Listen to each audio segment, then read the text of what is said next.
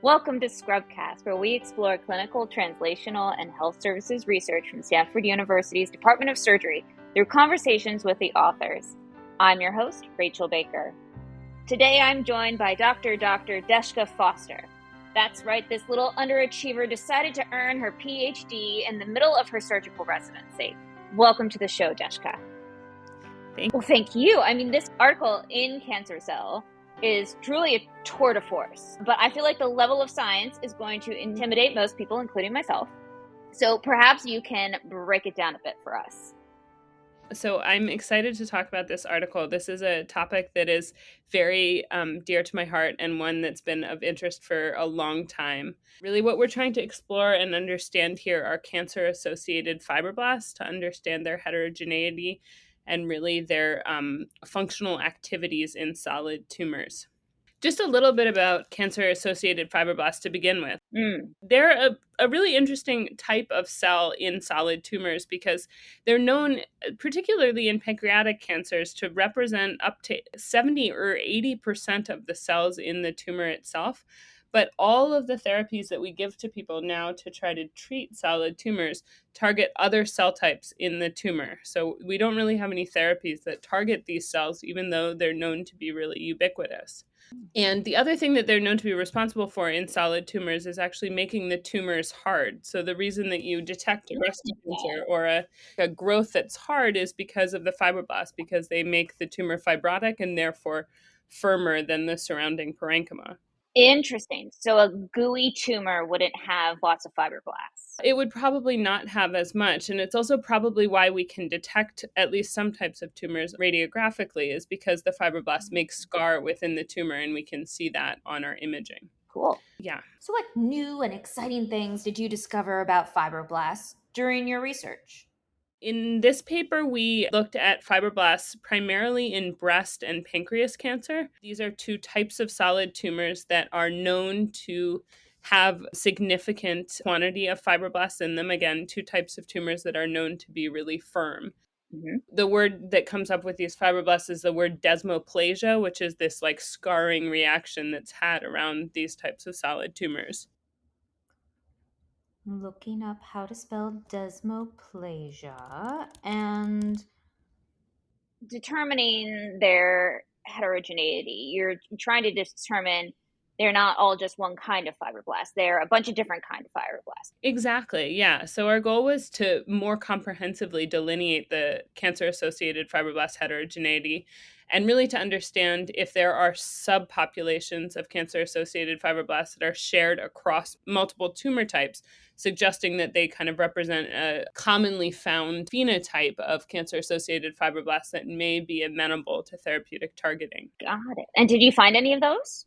Yeah, so we did. We found a lot of different subtypes, and these fall into essentially what we describe as 3 superclusters of cancer-associated fibroblasts, and these were found to be conserved both across tumor types, so across breast cancer, pancreatic cancer, and we also validated them in basal cell carcinoma data set, so skin cancer. And they were also found to be conserved across both mouse tissue and human tissue, which was an exciting thing to identify. And we found that each of these 3 superclusters that we described, which are steady state-like, mechanoresponsive, and immunomodulatory, we were able to identify kind of shared functional characteristics of each of these superclusters, each of which is made up of smaller subclusters, that really kind of give us a sense of what these cells might be, what role they might be individually playing within the tumors. Got it. Okay, so now that you know what each little fibroblast community is doing, is the next step to try and create some kind of therapy that's going to kill them?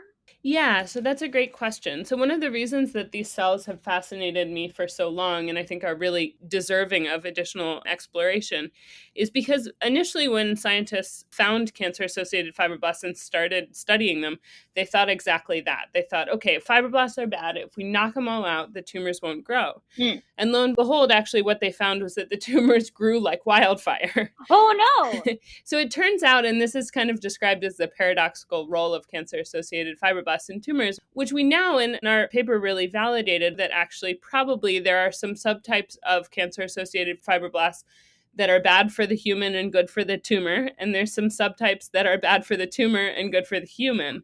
And so really, when we think about targeting these cells therapeutically, we need to think about ways to modulate them, what we kind of describe as a push-pull mechanism by which we can elevate and support the ones that are actually beneficial to the human and maybe wall in the tumor and prevent the tumor from growing maybe as rapidly or spreading as easily, but then at the same time find ways to limit the ones that are bad for the human, for example, the ones that limit the immune response into the tumor and maybe chemotherapy accessibility to the tumor and features such as that. Neat. I'm so glad that someone doesn't follow my suggestions for science. They're really, these are the big scientists in this field who have done all these experiments. So. Oh my gosh. Well, so obviously all of this work was done in isolation, right? You just did this all by yourself. There were no mentors or lab partners, no one like that. Oh my gosh, quite the opposite. I have an amazing team of people that I got to work with. Primarily, of course, Dr. Longacre, whose lab I've worked in now, going on 5 years, I want to say, whose lab I did my PhD in, and who's just been a tremendous mentor throughout this project and really created just an incredible environment to study and be a scientist in, as well as Dr. Norton and Howard Chang, who are both co-PIs on this project and both have brought an incredible interest in specifically working with Howard Chang's lab, which is a lab that studies chromatin accessibility. Really bringing that into this project allowed us to understand a lot more about how the gene expression of the cancer-associated fibroblasts, really what is regulating that, and really do some exciting chromatin accessibility analysis of these cells. And then I have two just amazing co-authors that I'm so excited to have worked with, who are Michael Janicek, who's now a clinical instructor here, and Dan DeLito, who is one of our surgical oncology attending. So I definitely lucked out, and all of my other amazing co-authors who contributed to the project. So I really would not have done any of this without their help. Awesome. Well, and I assume you also couldn't do any of this without funding. And you are a general surgery resident. So I assume you're not getting anything just, in your standard package? No. Where does the money come from? It's a great question. So we were fortunate enough to receive funding from the Stanford Cancer Center that supported a lot of this work, as well as many other grants, which are listed in our paper. I also was supported by a NIH F32 award through the NCI during my PhD, which helped to support me to be able to do a lot of these experiments. Mm-hmm. Then, we've had a number of other very supportive grants that really helped us do all of this work. Well, so in terms of work-life balance, I feel like HSR is the obvious choice. No stem cells to feed on the weekends and whatnot, no really harsh, scary chemicals. What drew you to a wet lab and bench work? Excellent question. I have always loved basic science. To me, constantly when I'm operating in the operating room, I'm thinking about what is in this tissue? What's driving it to behave the way that it is? What can we know about this tissue to really identify what's going on with the patient's disease? And so to me, really answering those questions is definitely the kind of holy grail of what I get to do. And I love the basic science work. I love working in the lab. I love kind of designing experiments that allow us to explore and understand better the way that cells are behaving and the way that tissues are behaving to really create the environments in which things like cancer arise. So I don't know. It's my jam. I'm not sure what else to say. I love it. I mean, we need people like you. Not everyone is destined to look at a spreadsheet all day, every day. And I appreciate that. Thank you. And you were talking about doing surgery, and that is what your main job is right now as a chief resident. So I guess this is a two-part question, actually, is how do you find the time now that you are back as a clinical resident? And then also, how did you structure your time as a PD resident? Yeah, I mean, I had the amazing opportunity during my PD years to be in the Longacre lab, which is just such a vibrant and productive environment that certainly I had awesome people to work with and definitely all the kind of intellectual inspiration that that is needed to really thrive and want to push yourself further. So I feel very lucky to have been in that environment and to get to continue to work in that lab and do these experiments there. I feel like I probably worked as many hours on my PD years in the lab as I do as a surgical resident. So I think that, I was willing to put the time in, and it, allowed me to get my PhD in 3 years, which was wonderful and really pushed me to really develop my kind of scientific acumen and ability to design experiments and to ask questions in a way that can lead to reasonable answers, I guess. So that opportunity has been really wonderful. I did do a lot of these experiments when I was in the lab for my PhD, but I certainly have continued my work in the lab coming back. This is my 3rd year back as a clinical resident. Mm-hmm. And I definitely do. I don't know. I do a lot of my work on the weekends or at night. I also have great people who I collaborate in the lab with. And sometimes, if we end our cases early, I'll find a minute where I can sneak over and do a quick experiment in the afternoon or something like that. So I find ways to squeeze it in, but certainly I can be found taking care of my mice around 9 p.m. on Sunday night. So I don't know. There's probably something wrong with me. You are graduating in a few months and heading to Sloan Kettering for a fellowship in complex general surgical oncology. Yes. Did you know you wanted to go into surg-onc before you did the PD time? Or was that like, oh my gosh, cancer-associated fibroblasts, this is what I want to do with my life, epiphany? I have always been pretty sure that was where I've headed. And actually, that helped me a lot really focus my PD time. I was pretty intentional about knowing that I wanted my PhD to be in cancer biology and kind of focusing my projects in a way that would lead to work that I could continue in my anticipated career, which I feel really lucky about. It's been nice to have a direction. I think as a junior resident on my clinical rotations, I certainly tried to explore everything and think about other subspecialties, but I have always thought that surgical oncology was probably the way I would be headed. And sure enough, I'm very excited to have matched into fellowship. What is it about cancer that draws you in?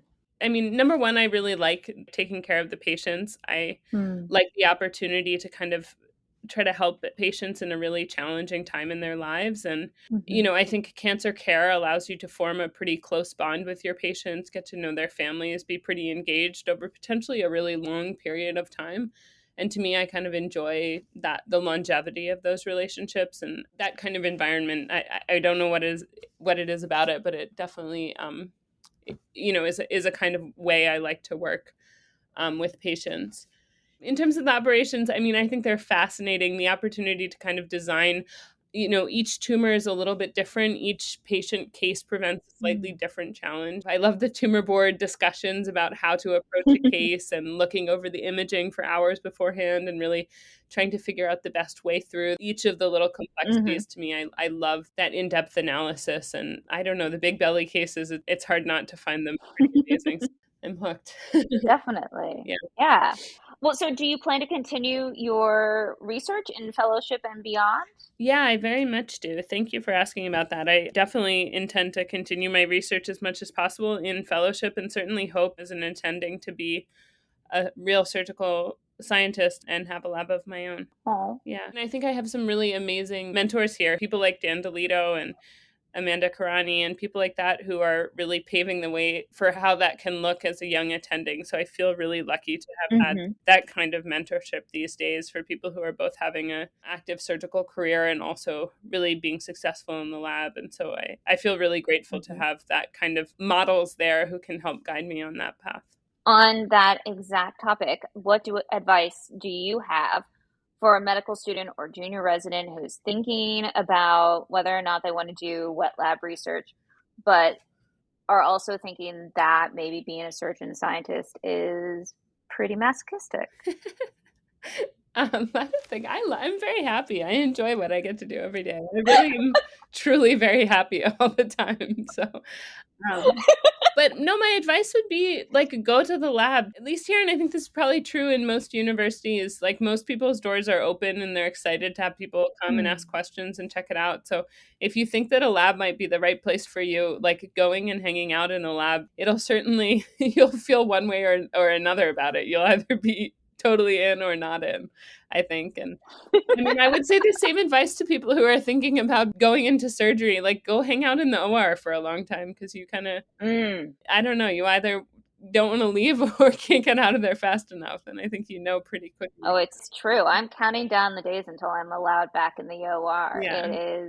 It's an amazing place. It is my happy place. Yeah. It is. I'm right there with you. So I think that there's nothing like trying it out. And, the other thing I would say is definitely in terms of the basic science papers like ours and this kind of work, like people are publishing lots these days. So if you can sit down and read a paper like this and get excited about it, I think that's a good sign that you think that way. And, that's a helpful indicator too. So those were all of my questions. Is there anything you'd like to add before we sign off? The other thing we were really grateful for is that we were able to collaborate with a group from Genentech that also works on cancer-associated fibroblasts. And so they shared one of their antibodies with us, which really helped us push the project forward and make it more relatable to other data that's being published these days. Well, that's really cool. How did you get in touch with Genentech? Yeah, so they've been publishing in this space quite a bit recently. And so we reached out to them and they were excited to collaborate. And it's really exciting to be able to share resources like that because it really helps unite these papers that are being published. Uniting them and making the data interrelatable, I think, is really the key towards making it as relevant as possible and really thinking about the translational potential. Right. Yeah, definitely. The idea that everyone isn't operating in silos and that you can collaborate is probably the number one thing to actually getting a therapy that is going to help patients. Exactly. Another resource that I should note that has just really supported me with this work and my PhD training in general has been the arts program, which I was fortunate enough to be part of for my PhD training and certainly received a lot of mentorship from them about not only, how to complete a PhD as a resident, but also really how to begin to establish what it takes to have a surgeon scientist or just an academic scientist career. So I definitely owe them a lot of credit for that guidance. Back it up there. What is the arts program? Yeah, so it's called the Advanced Residency Training at Stanford program, and it is a funding program and mentorship and support program that allows residents and fellows here at Stanford to complete PhDs during their residency or fellowship. Just a really amazing program. I had no idea this existed. Yeah. It's super cool. Oh my gosh. Okay, I'm going to find a link and put it in the description so other people can find it. They will love it. And that brings us to the end of another episode. If you like Scrubcast, we hope you'll tell your friends and subscribe wherever you get your podcasts. Scrubcast is a production of Stanford University's Department of Surgery. Today's episode was produced by Rachel Baker. The music is by Midnight Rounds, and our chair is Dr. Mary Hahn.